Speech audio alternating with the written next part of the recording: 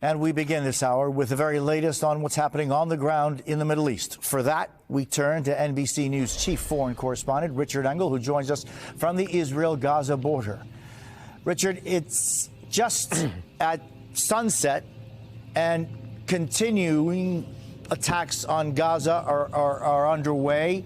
Israel's vowed to actually expand its assault by air, sea, and land. What could that potentially look like? Well, even though the airstrikes are continuing, and right now there are drones overhead, there have been airstrikes continuing into Gaza City all day, there does seem to be a bit of a pause, even though it doesn't look like it, even though it doesn't sound like it. The attack by land hasn't happened yet. We're not seeing the same kind of urgency in the statements from Israeli officials. We're not seeing Israeli troops moving into that final position.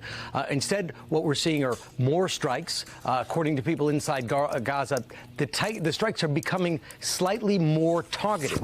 They are still targeting apartment buildings. They are still targeting roads. They are still targeting almost anything. But according to people that I've been speaking to, the strikes seem to be focusing now on a single apartment in a building or a particular building and not touching the other buildings. On the first days of this campaign, the Israelis were carrying out much more what looked like carpet bombing, knocking down rows of buildings one after another.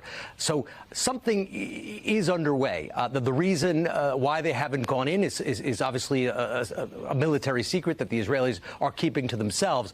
But we are in a diplomatic phase. There are evacuations that took place today of Israelis from Haifa and Israeli Americans from Haifa. There are attempts to get Palestinian Americans and other Palestinians who have foreign passports out of the Gaza Strip. Those efforts so far have not been successful in Gaza, and we were speaking a short time ago with people inside the Gaza Strip waiting at that Rafah border, and they're incredibly frustrated. They're frustrated that they're stuck there. They're watching Israeli Americans get taken off in a cruise ship, and they say, what about us? Why are we still inside?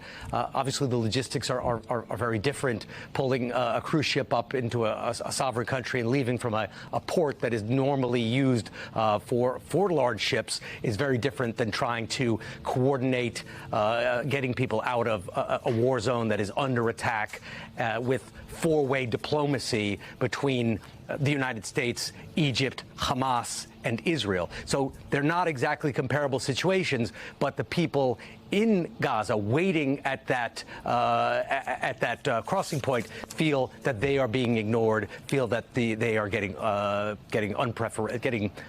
Israelis are getting preferential treatment.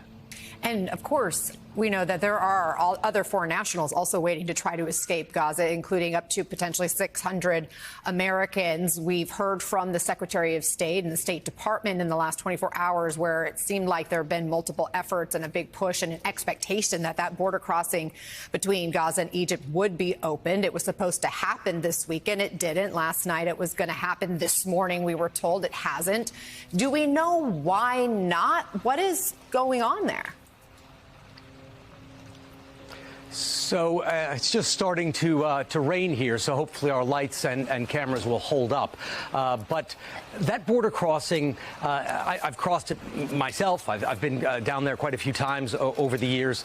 This is not an e-gate. It doesn't work well under normal circumstances. It is incredibly slow.